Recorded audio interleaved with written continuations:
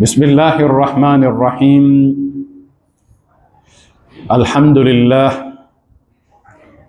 لله الذي لا يبلغ مدحته القائلون ولا يحصي نعماءه العادون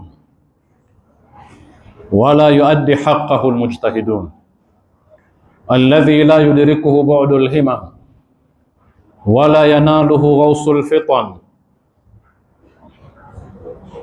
الذي ليس لصفته حد محدود ولا نعت موجود ولا وقت معدود ولا أجل ممدود، ثم الصلاة والسلام على أشرف الأنبياء والمرسلين محمد وعلى آله الطيبين الطاهرين وأصحابه الغر الميامين، وبعد.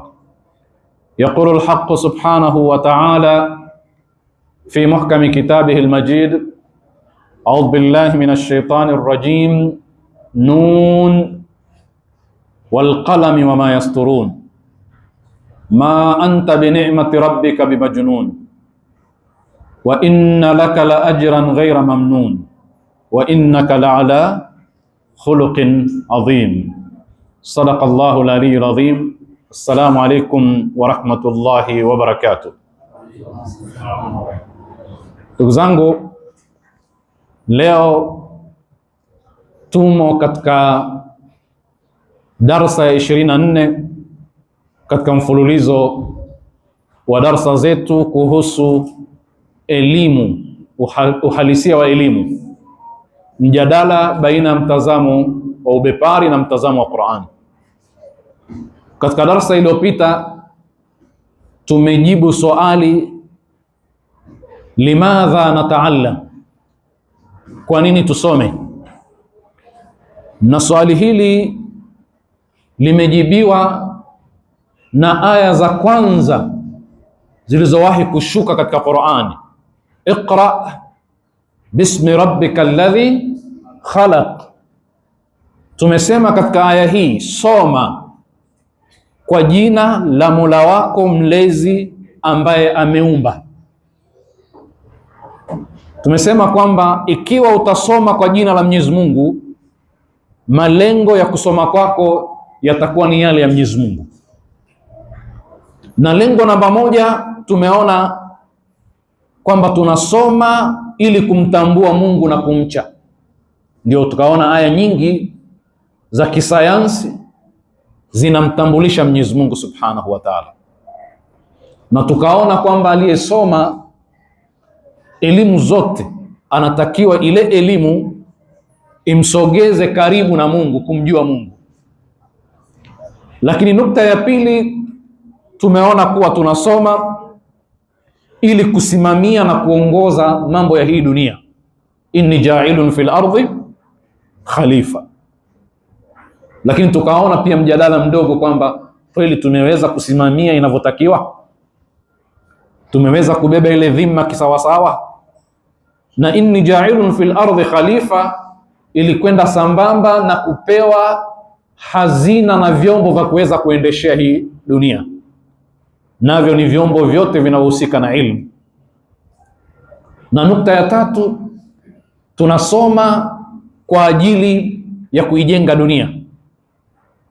Ansha'akum fil ardi wasta'marakum fiha, amekuanzisheni, amekuumbeni, kisha akakutakeni muijenge hii dunia. Na haya yote tumeyaelezea kwa kirefu. Kwa hivyo basi, heshima mwanadamu ni pale atakapoijenga hii dunia, pale atakapotumia maarifa na ilmu kumtambua Mwenyezi Mungu Subhanahu wa Ta'ala, na pale atakaposimamia na kuendesha mambo ya dunia hii kisawasawa. Kwa sababu maana yake ni kwamba kila mtu katika sisi ni leader, ni kiongozi kama binadamu, alafu ndani ya binadamu tuna viongozi wetu. Na mwanadamu asipokuwa kiongozi wa mwingine, atakuwa ni kiongozi wa nafsi yake kabla ya kingine, kisha kiongozi wa viumbe ambavyo si mwanadamu, kisha anaweza kuwa kiongozi wa wanadamu wenzake, kama vile mume ndani ya nyumba, kama vile mzazi mbele ya familia yake. Kwa hivyo sisi ni viongozi binadamu sote, na tumepewa dhima hiyo ya khilafa. Tunaongoza wanyama na ndege na viumbe vingine, maji tunayaongoza yaende vipi, vyote vile tuna mamlaka ya kuviongoza viende namna gani. Nadhani tumeelewana mpaka hapo. Sasa tunaendelea katika mazungumzo yetu, na leo kwa hakika msisahau kwamba tunazungumza maneno yaliyokuwa ndani ya Qur'ani yanayoashiria elimu, na tumeanza na neno elimu, ilmu na mnyambuliko wake, mushtaqatiha. Suratul Qalami tuliidokeza huko mwanzoni, nun wal qalami wama yasturun. Mungu anaapa kwa kalamu na anaapa kwa vile vinavyoandikwa kwa kalamu. Kwa lugha nyingine, anaapa kwa kalamu na athari ya kalamu na kazi ya kalamu. Ndio maana ya nun wal qalami wama yasturun. Na tumesema kwamba katika aya hii au aya hizi Mwenyezi Mungu Subhanahu wa Ta'ala anathibitisha kwamba kalamu ni muhimu sana katika kumpa mwanadamu maarifa. Ikiwa swali tunauliza tusome kupitia nini, kalamu ni nyenzo ya kusoma, na hili tulifafanua huku kidogo, lakini labda tuongeze tu maana hivi. Bila kalamu, kwa maana ile pana ya kalamu, haya maendeleo na civilization, hadhara yote hii inaweza ikajengwa. Tukisema ustaarabu, tunazungumza majengo yaliyojengwa, barabara zilizojengwa, elimu iliyofanywa. Vyote hivi ni ishara ya ustaarabu, sio? Kwani gari unaloliona kabla halijafanywa kuwa gari si lilichorwa? Ndio mnazungumza habari ya design, sio? Limechorwa, limeandaliwa, alafu baadaye ndio ikakubalika kwamba sasa litoke hivi. Muona kalamu inafanya kazi gani? Hili jengo lililokuwa mbele yetu la msikiti na majengo yote maridadi unayoyaona, kabla hayajajengwa yalifanywaje? Kalamu ilihusika, ikayachora, ikayatengeneza, ikarekebisha kwamba hapa iwe hivi, hapa iwe hivi, kipimo kiwe hivi, alafu hatimaye ndio jengo likajengwa. Kwa hivyo leo hii kuna watu ambao kazi yao kubwa ni kudesign. Ndugu zangu, vyote mnavyoviona hivi, hata vilivyokuwa mbele yangu, vimekuwa designed kabla havijatengenezwa. Magari yote mnayoyaona, kampuni kubwa kubwa zinaajiri watu wa kudesign tu, hapa iwe hivi, hapa iwe hivi, haya mpaka inapitishwa, alafu sasa litengenezwe. Kwa hivyo kalamu ndio elimu kwa hakika, ni nyenzo muhimu sana ya kuiendea elimu. Na kama tulivyosema kwamba kalamu ndiyo inayoweka dhamana ya imtidadul fikra, kwamba fikra fulani isikomee kwa watu fulani, iendelee, isafiri kizazi hata kizazi. Kalamu ndio wasila unaosafirisha fikra za zamani kuwafikia watu wa sasa hivi, na watu wa sasa hivi kusafirisha hizo fikra kupeleka mbele kwa watu watakaokuja. Kwa hivyo ni alatu imtidadil fikra, ni chombo cha kuhakikisha ideolojia, fikra, mawazo yanaweza kusafiri kwa umri mrefu. Na nyinyi mnafahamu ukubwa wa neno fikra, idea. Tumesema ndicho kinacholeta maendeleo kwa mwanadamu, sio yale material. Na ndio tukasema wakati fulani katika swali liliulizwa hapa, kwa nini wenzetu wa nyuma waliendelea kuliko sisi? Tunasema hapana, walianzisha, tunaendeleza, na watakaokuja vile vile wataendeleza, kwa sababu kuna wasail kupitia kalamu wa kuweza kusafirisha mawazo yakawafikia wale ambao hawapo. Alqalam, ndio utaona riwaya nyingi zinasema midadul ulamai afdalu min dimai ashuhadai, wino wa maulama.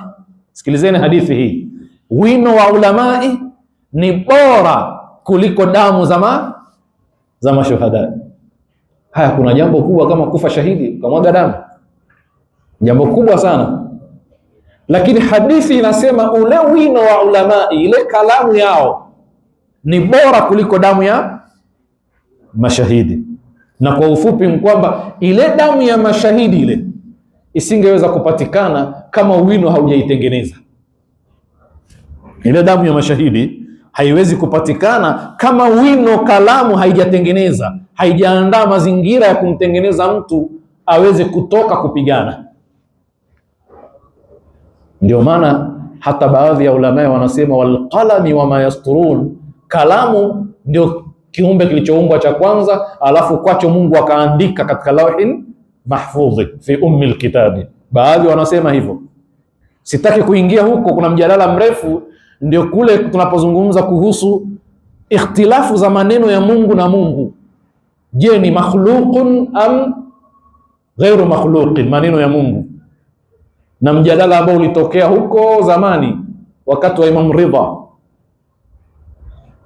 kwamba Qur'ani imeumbwa au haijaumbwa, wakati ambapo Ahmad ibn Hanbal alifungwa jela na utawala kwa kuamini kwamba Qur'ani sio makhluqi.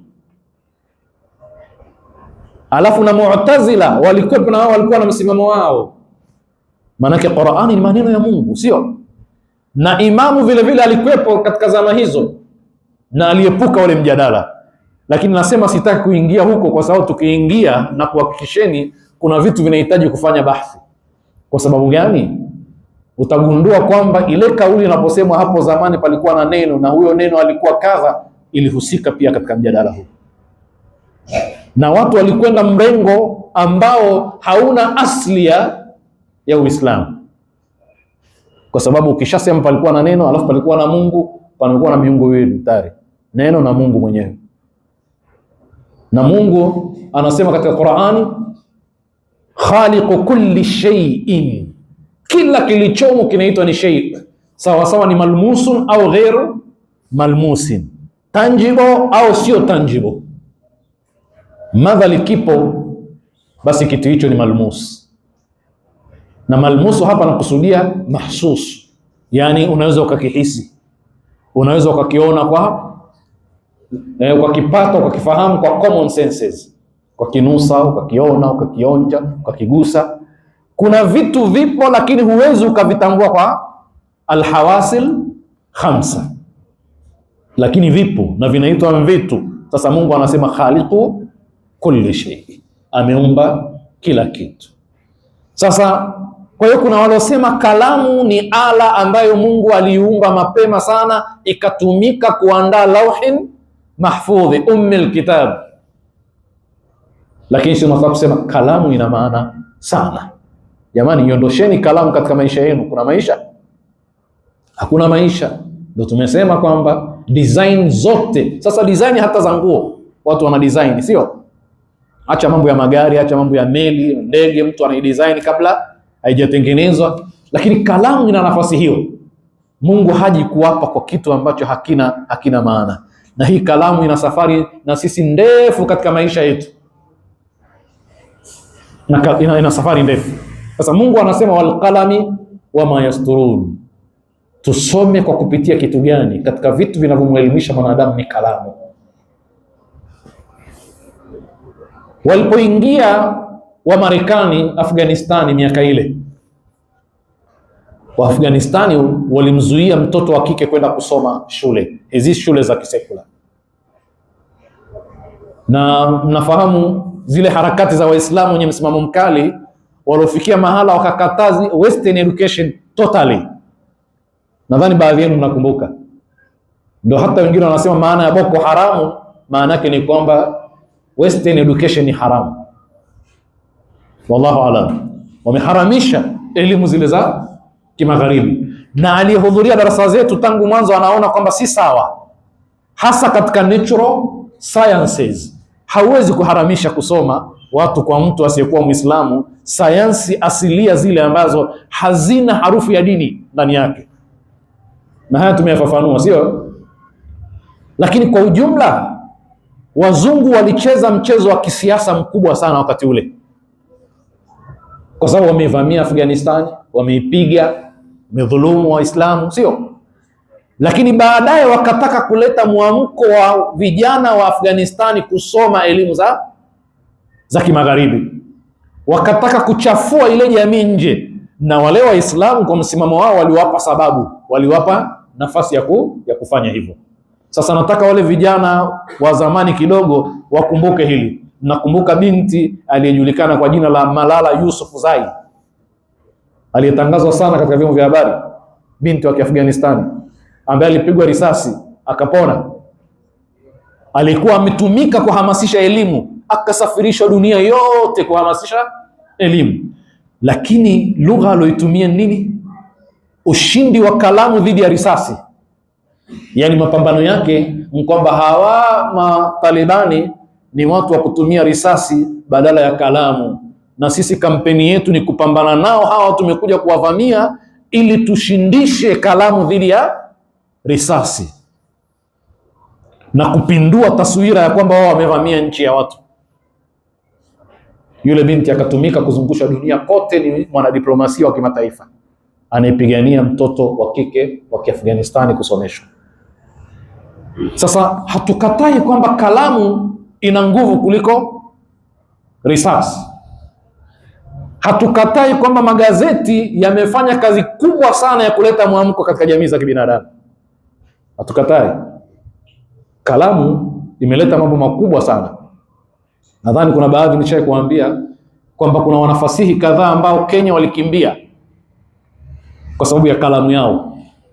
Kuna ambao wameleta mabadiliko katika jamii kwa sababu ya kalamu yao. Mashairi yake, tahlili yake ya kisiasa, analysis, kuhamasisha watu kwa namna fulani fulani, alafu watu waka rise up kupitia kalamu. Na tutakuja kuona ufafanuzi katika sura nyingine.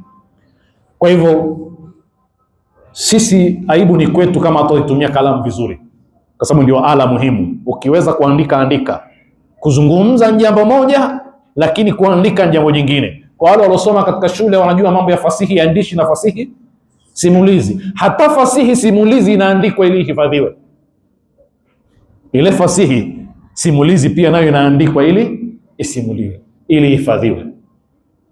Na moja katika namna ya kuhifadhi ni kuiandika. Dawinul ilma au qayyidul ilma bil kitaba, qayyidul ilma bil kitaba. Sasa rudini katika historia ya Uislamu ya mjadala wa kwamba hadithi ziandikwe au zisiandikwe. Masahaba walikhtilafiana kwamba hadithi ziandikwe au zisiandikwe, mpaka ikafikia mahala paandikwe. Ingekuwa ni maamuzi ya ovyo sana lau Waislamu wangesema ni bid'a kuandika hadithi kwa sababu mtume hakuandika, au mtume aliamrisha watu waandike. Lakini sasa hivi kuja kuandika hadithi kwa mtiririko fulani, na Qur'ani ikaja ikaandikwa na imla ikafanyika, pakakusanywa na kamati zikatengenezwa za kukusanya Qur'ani, wengine wanasoma, wengine wanaiandika. Qur'ani ingetufikia? Tungekuwa na Qur'ani hii leo? Tusingekuwa nayo. Imetufikia kwa sababu iliandikwa, si ndio? Japokuwa Qur'ani nazala masmu'an wa lam yanzil maktuban, haijashuka, imeandikwa, imesikizwa kwanza. Na makafiri walitamani kwamba ingeshushwa Qur'ani fi qirtasin falamasuhu, kwamba ishuke kama mvua, imeandikwa. Lakini Mungu kaishusha masmu'an, kisha baadaye tukaamrishwa na watukufu katika Imamu Ahlul Bait vile vile tuiandike. Kwa hiyo Mungu anasema nun wal qalami wama yasturun ma anta bi ni'mati rabbika bimajnun, wewe kwa neema ya Mola wako mlezi si mwenda wazimu. Uwiano baina ya kalamu na mwenda wazimu, baina ya ilmu na ujahil. Wewe si jahil, si mwenda wazimu, ni mtu mwenye akili timamu, na umeleta mambo ambayo hayaashirii kwamba wewe ni mwenda wazimu, kwa sababu wazimu hauonekani. Kinachoonekana ni athari za wazimu. Kwako hatuoni athari za uwazimu. Kisha Mwenyezi Mungu anasema wa inna laka la ajran ghaira mamnun, hakika wewe una ujira ambao haukatiki.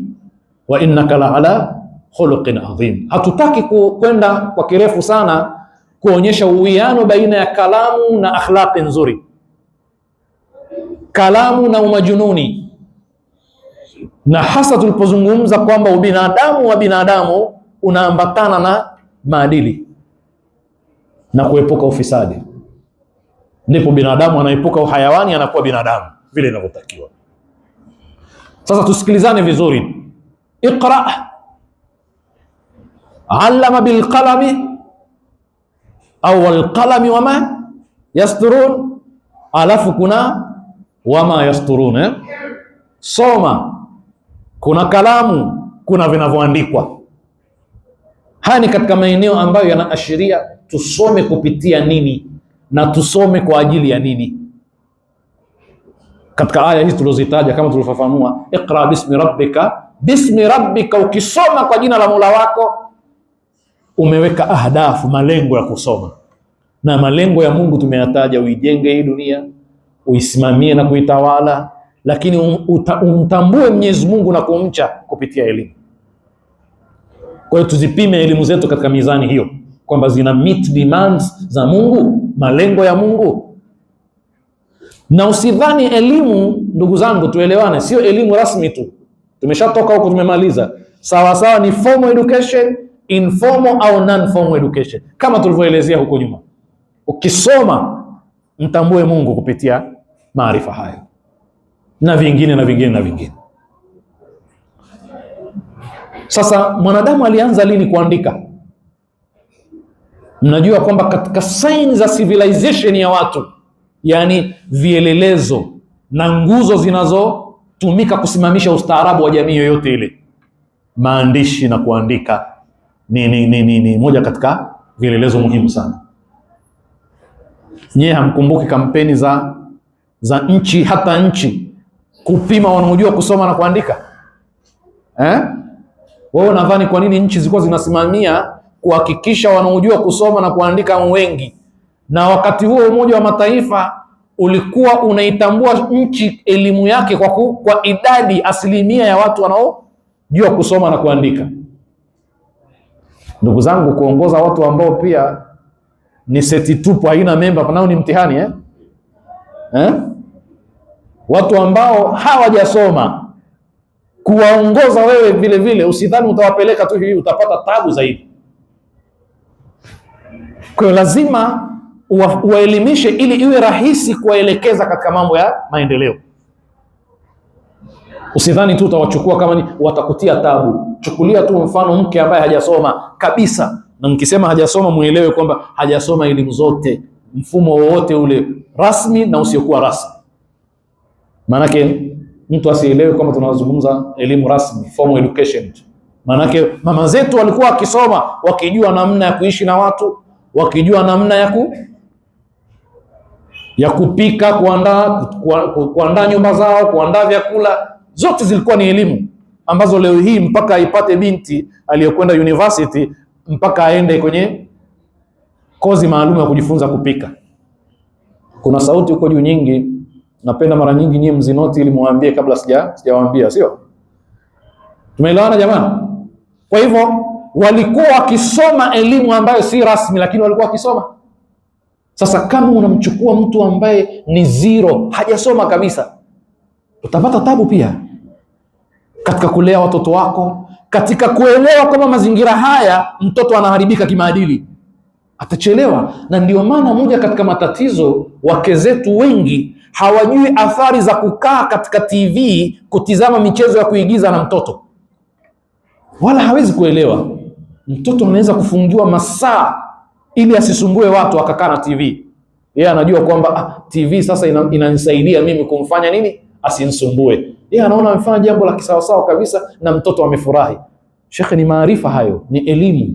Alafu ole wako utake kumuelimisha wakati yeye hayajui hayo, mtagombana. Mafilamu ya mauaji na ukatili kila mara mtoto anatizama, kama hajasoma kumuelewesha ni mtihani. Ndio tunasema pia kuwa na ambaye hajaelimika nao ni mtihani ukiwa kiongozi. Kwa hiyo kuna vipimo vya kimataifa vya jamii iliyosoma zaidi, na kuna viwango vya kimataifa kwa kuhakikisha kwamba angalau watu wanasoma mpaka kufikia asilimia kadhaa katika kila nchi. Lakini kusoma na kuandika ni katika vitu vya msingi sana. Binadamu alianza kuandika tangu miaka 6,000 na iliyopita,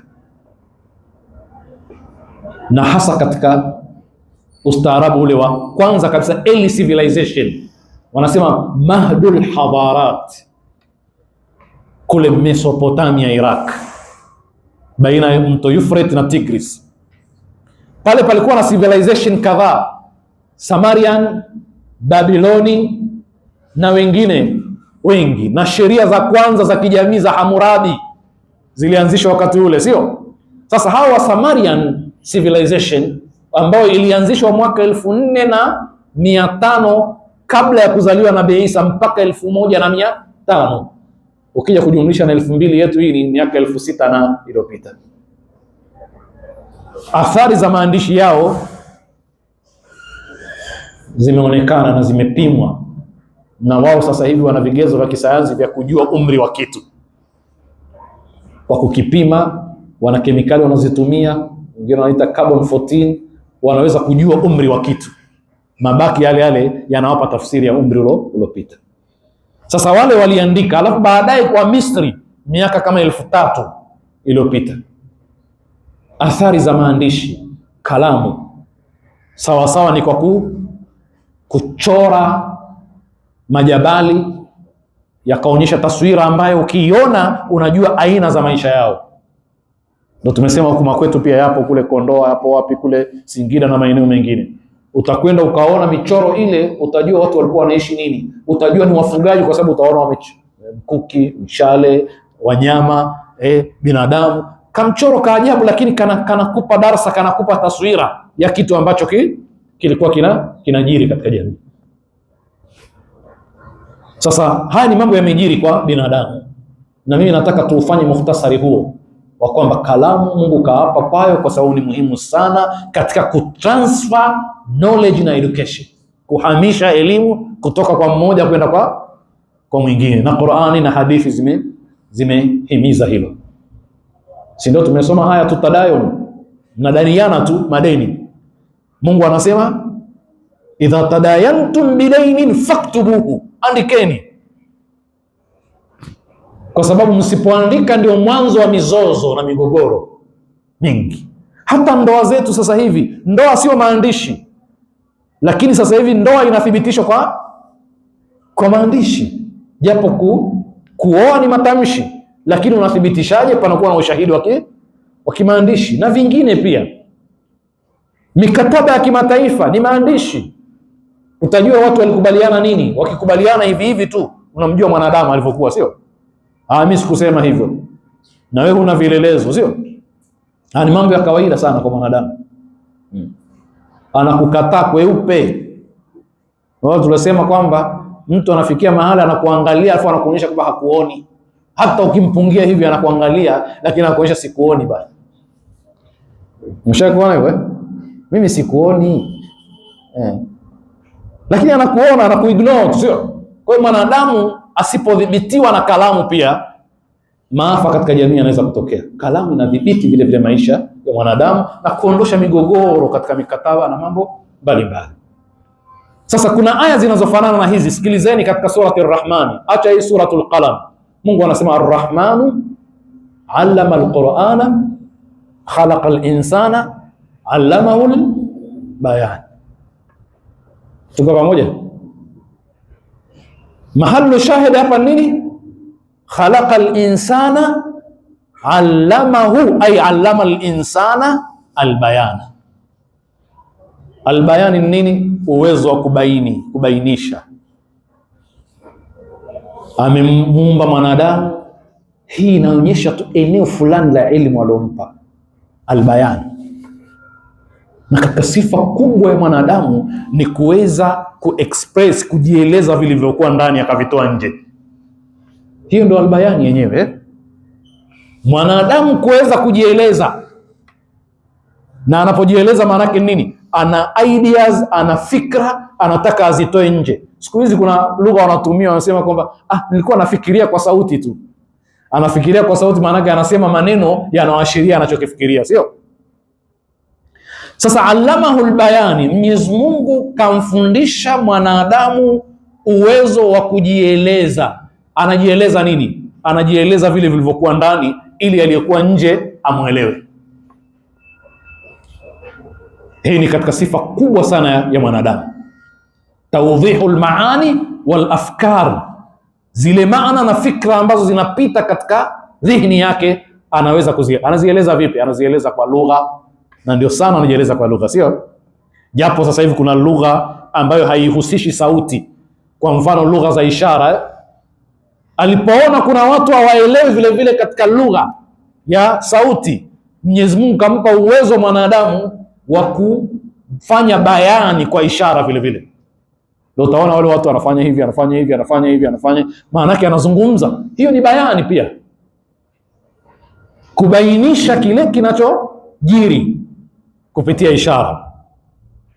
Na kikubwa kinachotumika katika albayani, ndugu zangu, ni lugha. Lugha ndio inatumika ku express mtu, kujieleza. How to express yourself, utajielezaje? Alafu dunia imefikia mahala inasema kuna haki za kujieleza. Mwanadamu ana haki ya kujieleza. Naelewa hilo jamaa? Yani hata ukipelekwa mahakamani hauruhusiwi kuhukumiwa mpaka ujieleze, sio? Haki ya kujieleza hata kwa mtoto. Ulikuwa wapi? Ana haki ya kujieleza, ajieleze, alafu kama kuna adhabu basi baada ya kujieleza, sio? Dunia imetuambia hii ni haki ya msingi ya mtoto. Na huwezi kwenda mahakamani alafu ukasikilizwa upande mmoja alafu hukumu ikatolewa. Hapana, lazima yule mtuhumiwa na mshtakiwa ajieleze na yeye, aseme jamani, jambo hili lilikuwa hivi na hivi na hivi. Hiyo ni haki yake ya kimsingi, sio? Mwanamke ajieleze katika yale mambo yanaitwa ni haki zake, na wananchi wajieleze katika nchi ambayo wanatawaliwa. Kiongozi hapaswi kutawala bila kumpa mwananchi kujieleza, sio? Kwa hiyo akifikia mahala mwalimu akiwa darasani katika ufundishaji mzuri, ni kumpa fursa mwanafunzi kujieleza. Kama hampi fursa kujieleza, inakuwa ni one side tu, yeye ndio anazungumza tu, ile elimu imepigwa teke, ulimwengu hauitaki. Kwa mwanafunzi ajieleze, aseme lile darasa, ukishamsomesha aseme ameelewa nini, nini hajaelewa, na ikiwezekana pawepo na mjadala. Na Mwenyezi Mungu Subhanahu wa Ta'ala amempa haki hiyo mwanadamu hata katika mambo yanayomhusu kumtambua yeye. Yes, ndio Mungu, lakini alipokuja akajitangaza ni Mungu kwenu, nyie kawaumbeni, aliwapa fursa ya kujieleza. Na nyie mjieleze kwamba mnasemaje, hatu burhanakum, leteni hoja zenu. Mtu anajieleza na Mungu anamjibu kwamba Mungu ni huyu kwa hoja hizi na hizi na hizi. Yeye mwenyewe anajieleza Mungu, kisha na wewe jieleze. Inaitwa hiwaru, dialogue. Mungu anafanya dialogue. Sisi nimewaambieni kwamba Mungu yani amewaambia malaika, inni ja'ilun fil ardi khalifa. Kisha malaika kwa nini wakajadili? Atajalu fiha man yufsidu fiha. Na Mungu hakuwaambia komeni, mimi ndio Mungu nimesema inatosha. Hakuwaambia hivyo, aliwaachia wakajieleza mpaka wakamaliza hoja zao, kisha naye akawaambia inni a'lamu mala, mimi ninayajua msiyoyajua. Hiyo dialogue aliyoiweka Mwenyezi Mungu. Haya, kasomeni Qur'ani aya nyingi namna alivyokuwa akijadiliana na mitume.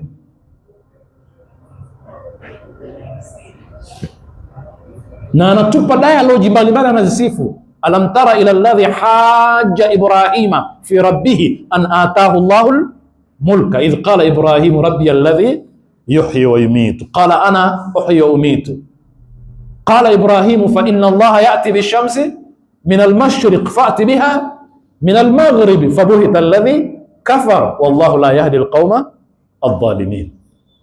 Hiyo dialogue Mungu anaileta kwetu kama somo, dialogue iliyotokea baina ya Ibrahimu na watu wake, kisha akavunja masanamu ili watamke waseme, na aliwahoji kwamba nyie kama hamwezi kufanya dialogue, nyie sio binadamu. Kwa sababu aliwaambia isaluhu min kanu yantiqun, waulizeni ama sanamu kama anazungumza, nani kawavunja vunja? Kwa sababu hiyo sifa ya dialogue na kuexpress, kujieleza, sio sifa ya viumbe vingine, sifa ya binadamu, sio? Sasa allamahul bayan. Sasa katizameni shairi za mwanadamu. Sio tu anajieleza kwa lugha, anateua maneno. Nahau katika Kiswahili ni maneno yenye maana za kificho. Kwa mfano, kumwambia mtu amekula chumvi nyingi, kila Mswahili anaelewa kula chumvi nyingi maana yake ana umri mrefu, sio? Kwa hivyo maana ya dhahiri na iliyojificha ni tofauti. Inayokusudiwa ni ile iliyojificha. Hii ni namna ya kujieleza mwanadamu. Amebuni, ana mbinu mbalimbali za kujieleza, anatengeneza mashairi, maneno yamejipanga, yanavutia. Nahau, tashkhisi, tanakali sauti, tashbihi, vyote hivi viko katika fani za balagha. Balagha ya Kiswahili na balagha ya Kiarabu. Sitiari ndio mnaita istiara, Kiswahili kunasema sitiari, tafsida. Yote hayo ukiyatizama yanahusu allamahul bayani, namna ya kujieleza. Wakati mwingine anapiga mfano ili mwanadamu mwenzake amwelewe, lazima mpigie mfano. Na mfano maana yake mnajua ni nini? Mfano ni kuchukua kinachofahamika ukakifananisha na kisichofahamika, ili hichi ambacho hakifahamiki kifahamike kupitia kile kinachofahamika. Ndio maana ya mfano, sio? Lakini kwa nini unatoa mfano huo? Kumrahisishia yule anayekusikiliza akuelewe. Allamahul bayani. Na katika allamahul bayani kuna namna ya matumizi ya lugha yenye kuvutia ili mtu asikilize. Maanake lugha ni lugha tu, lakini kuna lugha ya kumfanya mtu pay attention, awe na shauku. Uslubu at-tashwiq wanasema katika balagha, uslubu wa kumtia shauku akusikilize, ni katika bayani mwanadamu, sio? Nimemwambia wakati fulani, na mimi mfano nimeubuni mara nyingine na utoa darasani kuwafundisha vijana. Al-adab, kuna nassun adabiyun na nassun ghairu adabiy. Kuna sentensi na ibara ambazo ni za kifasihi zinavutia, alafu kuna nyingine ambazo si za kifasihi, za kawaida, lakini zote zinaingia katika albayani, kujieleza. Ndio mara nyingi nawaambieni kwamba sawasawa kusimulia masimulizi ya kubuni, ukasema basi akatoka usiku ule akiwa na kiza, akapita katikati ya miti mpaka alipofika nyumbani akakuta mlango umefungwa kwa kufuli. Nimejieleza, na hii ni bayani na ni lugha ya kawaida sana, sio? Si ndio? Lakini nikianza kusema usiku ule ulikuwa una kiza kinene, akatoka katika usiku ule akapita katikati ya pori, miti ikilalamika kulia na kushoto, hata alipofika nyumbani akalikuta kufuli limemkodolea macho. Naona tofauti? Tofauti yake mnaiona? Iko kwenye nini? Kwanza kiza kinene, kiza hakiwezi kuwa kinene. Hiyo inaitwa tashkhisi. Kitu hakina sifa ya binadamu, nimekipa sifa ya binadamu, sio? Kiza kinene inavutia hii lugha, sio? Haya, miti inalalamika kulia na kushoto, miti haiwezi kulalamika, si binadamu, lakini lugha inavutia. Kufuli limemkodolea macho, haliwezi kukodoa macho kufuli, sio? Sasa hii ni uslubul bayani vile vile. Allamahul bayani mwanadamu, na ndio fasihi yote inaingia huko. Niwahi kuwatolea mfano, lakini kutokana na mtiririko huu natoa mfano huu tena, kwamba Mswahili tabia yake na mwingine vile vile ana utamaduni huo. Unapokwenda kuposa katika nyumba ya watu alafu ukakubaliwa, kinachofuata nini? Unadaiwa mahari. Wa vijana labda hawajui, unadaiwa mahari. Si umekuja kuoa na hakuna ndoa bila mahari. Haya, unadaiwa mahari. Ukishaitoa mahari, watu wanapanga ndoa. Kama kuna harusi baada ya ndoa, hayo ni makubaliano, sio? Maana kuna ndoa na kuna harusi. Sasa ile mahari siku hizi inajadiliwa, sio? Alafu sisi Waswahili kuna mahari, alafu kuna tawabi al-mahr. Kuna vile vinavyofuata mahari vinanyemelea. Kwa mfano kilemba, sijui mkaja kwa upande wa kina mama, kwa maana kwamba hivi vitu bwana, sisi tumemlea bwana huyo, sasa kina babu wapate nini? Na wao wanahitajia kilemba, alafu na hao kina mama wanahitajia vile vile mkaja. Lakini ukweli kwamba ni kilemba au ni senti tu za yule mzee na yeye apate. Na kwa kuwa wazee, wewe ukisikia tu unajua kwamba wazee wa Kiswahili huvaa vilemba, tayari ushaelewa, sio? Yaani ukisikia koti la babu alikosi chawa, unajua kwamba babu hakosi kuvaa koti. Tabia ustaarabu wa Mswahili, babu huvaa koti, ndio maana wakatoa mfano huo, si ndio? Japokuwa chao zinazokusudiwa si chawa, ni chenchi visenti havikosekani, sio? Haya, sasa huyu tayari kishatoa mahari, sasa anaambiwa lakini bwana, kuna kilemba, kuna mkaja. Tazama Waswahili, maana anayetumwa kutoa mahari ni mtu anayejua utamaduni vizuri. Haya bwana, haya sasa kilemba kitakuwa shilingi ngapi? 200,000. Ah bwana, kilemba gani cha 200,000 bwana? Si kitakuwa kirefu sana, kitaburuza chini bwana hichi. Haya basi 1,500,000. Lakini kinachozungumzwa si kilemba, mpesa, sio? Lakini uslubi wake wenyewe ni wa namna hiyo, ni tamu ya lugha na namna ya kujieleza. Ndio ukienda kwa Wapare kule hawazungumzi kilemba, watazungumza ugoro wa babu. Mahari ni hiyo sasa, na ugoro ugoro kiasi fulani, lakini ni pesa atakazopewa babu. Sasa namna ya kujieleza mwanadamu ni mbunifu pia. Ndio Mungu anasema allamahul bayan, yeye kakupa uwezo huo wa kuweza kujieleza, kubainisha. Sasa lugha inatumika zaidi, na mimi hapa napenda tuwekane vizuri sana, na muda wetu hautoshi, lakini nataka kuashiria. Mungu anasema wa min ayati, na yale tulokuambieni, na katika alama na ishara zake za kumtambua. Tumesema akishasema hayo, kinachofuata nini? Mara nyingi tunaona kinachofuata ni natural sciences, mambo ambayo ukiyatafiti ni ya science, ya kisayansi. Lakini kuna mambo ya kijamii vile vile yanaweza kuingia. Haya, sikilizeni hili. Wa min ayatihi, na katika ishara za kumtambua Mungu, khalqus samawati wal ardh, kuumbwa kwa mbingu na ardhi. Zimeumbwaje? Zikoje? Zinasimamaje pale zilivyokuwepo? Zina tabia gani? Zina hewa gani? Ukazisoma zile, tunasema astronomia, khalqus samawati wal ardh.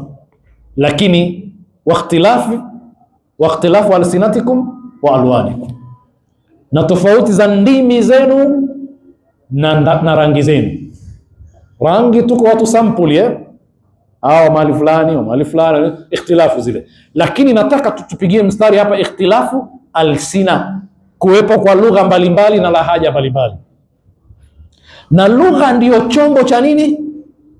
Cha kujieleza. Allamahul bayan ndio chombo kikuu cha kujieleza mwanadamu. Mwenyezi Mungu Subhanahu wa Ta'ala katika alama na ishara zake ni kuweka ikhtilafu za lugha baina ya binadamu. Kuna lugha kiasi gani duniani, na lugha zina dauru gani katika ilmu, na mambo yote hayo ambayo inshallah tutayaona katika darasa yetu ijayo. Nas'alullah al-aun wa tawfiq lima yuhibbu wa yardah, innahu waliyyu at-tawfiq wa bihi nasta'in, walhamdulillahi rabbil alamin.